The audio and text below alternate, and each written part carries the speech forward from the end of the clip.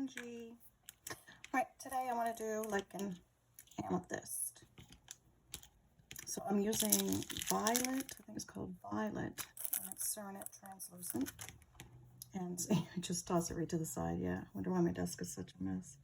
Anyway, and I have some premo translucent.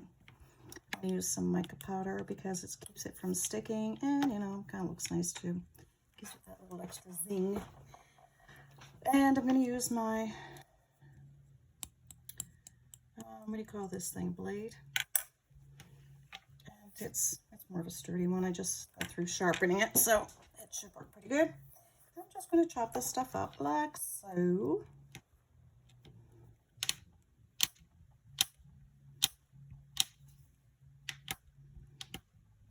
And of course, by now you already know that it's going to be earrings I'm making. And I'm not conditioning it first because I find it works better if you don't. So I'm just going to chop this up.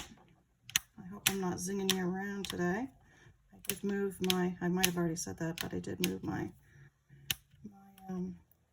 hook up riggy gear thing for my camera. Anyway, I'm all tongue-tied. It's been a long day. Put that over there, and then I'm going to do this one. And now Cernit, I really like it. It buffs up nice. I just find it very sticky. And that's one of the main reasons why I'm using my this stuff. Yeah, I'm losing it. You're right, I'm losing it. I'll sprinkle a little mica powder. And I'm going to sprinkle some on here right now. If it'll come out. Because I definitely don't want a ton of it because, you know, perhaps when you use too much of this stuff, and it gets all over the place. Not that I mind so much, but I really just want it on my Cernit, so it won't be so sticky and stick together, because I want to break it up somewhat, considering, you know, it's going to be a small item that I'm making. This is the cutter I'm using. So yeah, you know, my hands keep falling asleep on me, like this one's right tingly now. These days I might find out what's wrong with it. Anyway, yep, here we go. Picking them apart. Yeah, gotta hang my arm down so I can get some circulation going here again. Alrighty.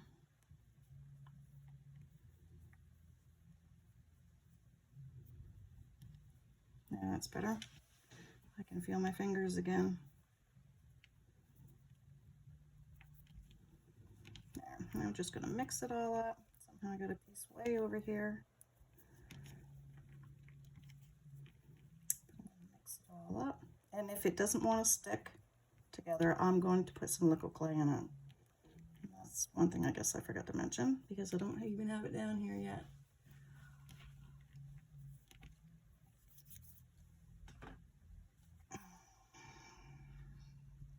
And this stuff is translucent.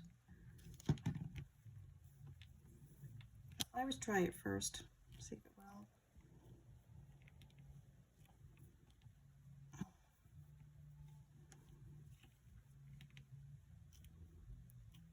There we go.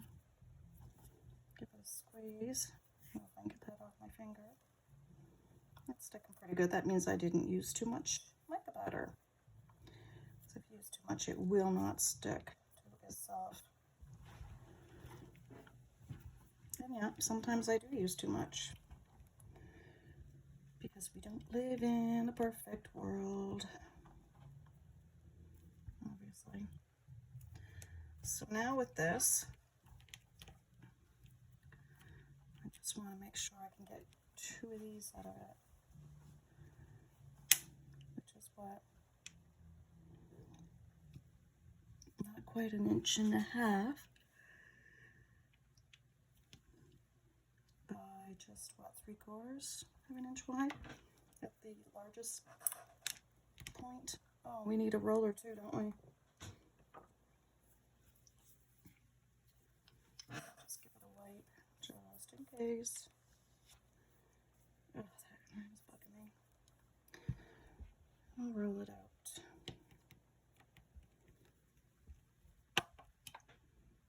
Looks like some black on my finger, and I don't know why either. I'm just going to roll this out enough to get 2 of these. And there we go.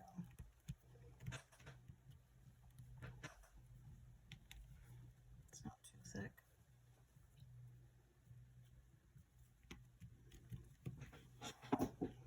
I do love this after it bakes. You wouldn't believe. Let me go get some beads that I've already made.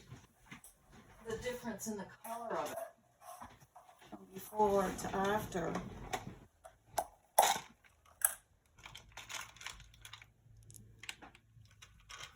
So you see it here now. That's what it looks like when they come out. It's quite a difference. It's very, very pretty, I think. Maybe I should bring it up closer for you to see it. Oh, I can do that. Oh, here we go. Yep. So there is quite a difference between the two. Like I say, it's really kind of hard to believe, but it's true. Very pretty. I could use my popsicle sticks here, couldn't I? Make sure I get it all the same.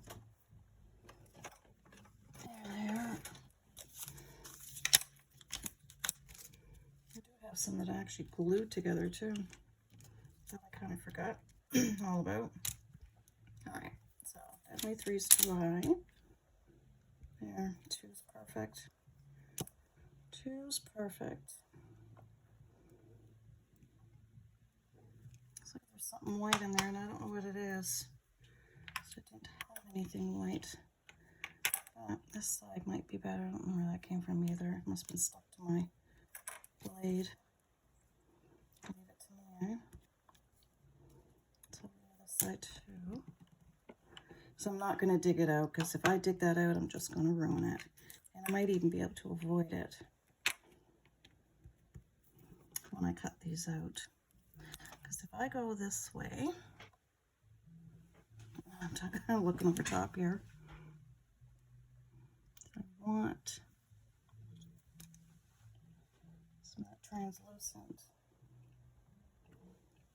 There we go. Yeah, I can avoid this completely and totally. I don't know if that's a seam or what it is. It might be.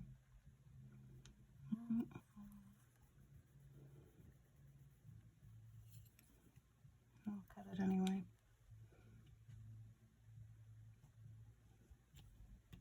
There we go. And I'll probably make more beads with this stuff because I use a lot of them. Now I'm just going to trim it up.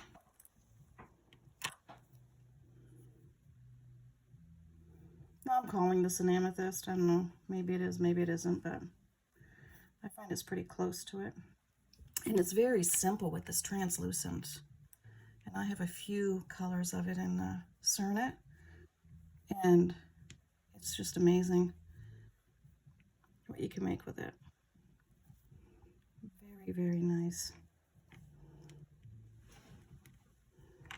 I'll just run my finger through here just because, you know, there's always those little edges.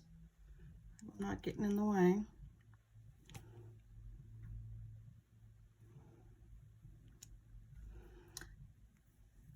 Now, how am I going to hang them? I have a tendency to hang with the pointy up. I'm not sure why I do that, but I notice some people do it the other way. Yeah, I still like the pointy up. Now you can either drill a hole in this prior to baking it, or you can poke a hole in it with one of these. Now I'm going to get my smallest one out and see, because it's really tiny. I'm really fussy. I usually have these on the side of each other. Too fussy.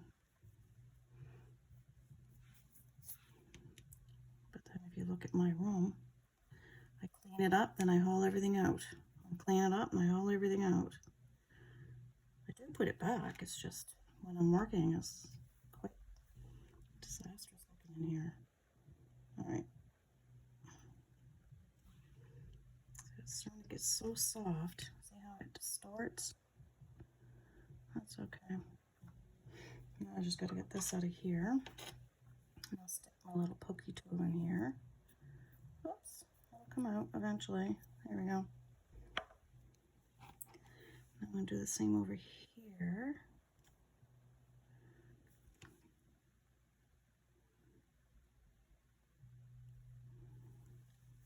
Didn't even drill down in it.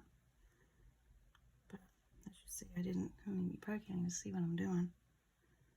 I'm just sticking it there and then pushing it in like so. I put my finger in there while I twirl it around so I don't distort it any more than I have to. And there.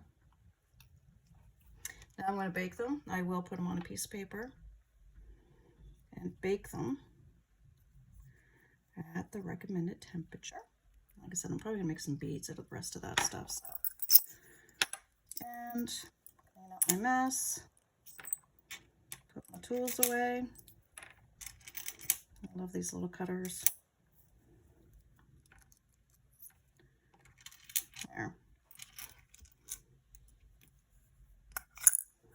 Just like so. And when these are all baked, I will come back and buff, polish, whatever we need to do to them to make them all nice and pretty. I'll see you in a minute. All right, here we are back. So I already did this one. Oops, stop twirling it around. I did it a little different. I decided to wrap it with some wire. It did come out quite pretty. I think so. Anyway, so we're going to do this one. I didn't do them both. I did one at a time. So I have this wire here that is and I put it on paper because, you know, purple on purple is a bit much, I think. I should have had it on paper right from the beginning. So it's approximately 1, 2, 3, 4, 5, 6, 7, almost 8 inches long. And all I did is I put the earring hoop on here, whatever you want to call this thing, and then I just folded it in half, give it a little pull, used my pliers, I'll squish that a little bit more, just to make a loop. It's hard doing this on here. Anyway, to do a loop. And I use these to hold it while I twist it. I'm going to twist it till these are going this way so that it'll hang properly with my earring wire. So that's why I've twisted it like this. Then making sure that this, oh no, yeah, I did it right. Making sure that my earring wire is in the proper spot, I'm going to put one end through here, and I'm taking this end and putting it through the front. Oh, it's 20 gauge wire too, by the way. Did I pick 20 intentionally? No, it just happened to be the first wire I had sitting there in my drawer. So, and it is a nice size to work with. It's easy to manipulate. I'll put a little bit more. My other. Yeah, it's fun getting old. I'm just gonna pull it a little bit. Let's see if that's good. I'm gonna pull it a little bit more. I want it to get a little snug on top of here. Not too snug, So it can't move. Well, it's not going to really move anyway, but I don't want it too snug. Let's see, I think that one's right on the top. Yeah. So I'll do a little bit more. I just don't want to wrench it.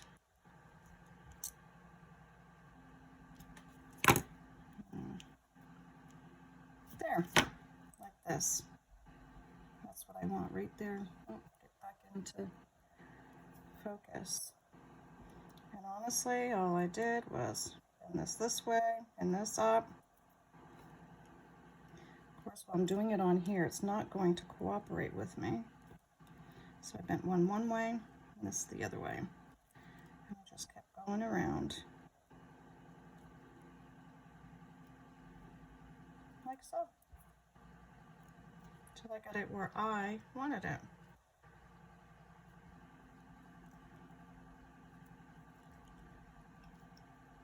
And it doesn't have to be perfect. Honestly, I don't want it perfect.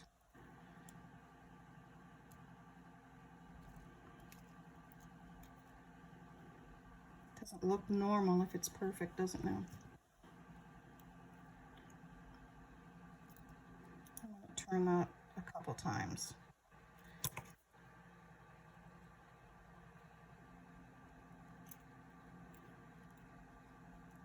See, it's hanging wrong, so I'm going to turn it again so it'll hang the right way. Like so. I'll turn a little bit more. And these, I'm going to bring it up. So we'll cover those.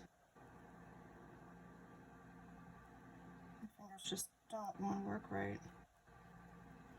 There we go. Grab my pliers and do this. Although I will say, every time you go to do something on camera, it never goes so easily like it does off camera. Not sure why, but it's true. There. So I want these wires in the back.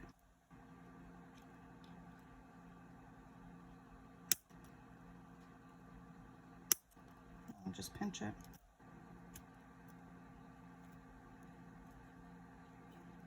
Like so. Come on, I don't like it like that. So I'll get down there so I can squeeze you. And this one.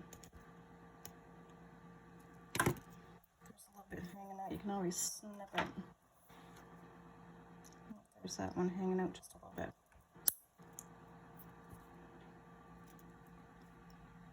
And a tiny bit, but not much. So there we go. Here's our fancy smashy earrings. And very simple, very easy to make. Whoops, dropped it. And that's all there is to that. So I really hope you enjoyed the tutorial. And yeah, take it easy, and I'll see you on the next one.